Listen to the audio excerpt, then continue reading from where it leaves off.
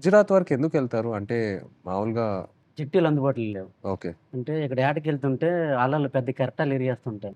ఆ! దా దాని బోట్ల కింద ఉండిపోయి ప్రాణాలు కోల్పోతున్నాం. అయితే గుజరాత్‌లో ప్రతి 20 కిలోమీటర్లకి జెట్టీలుంటవక్కడ. ఓకే. అందుకనే ఉపాధి ఉంటదనుక ఎళ్ళిపోతున్నాం అక్కడ.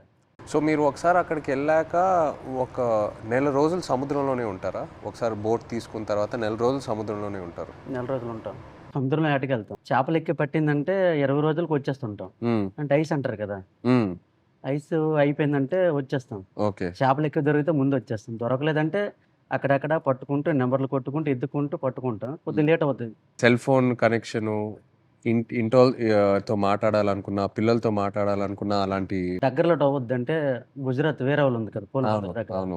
దాని నంబర్ కొడతాం. ఒక 200 కిలోమీటర్లు ఉందనుకో, ఆ స్టీరింగ్ పట్టుకుంటూ వస్తాం. దగ్గరలో ఒక 20, 30 కిలోమీటర్లోటే టవర్ వస్తది మాకు. ఆహా! ఓకే. అప్పుడు పైన స్లాబ్ మీదకెళ్ళడం, చూడడం, టవర్ రావడం, ఒక్కొక్కసారి కట్ అయిపోద్ది. 2 ముక్కలు మాట్లాడి మళ్ళీ చేయడం.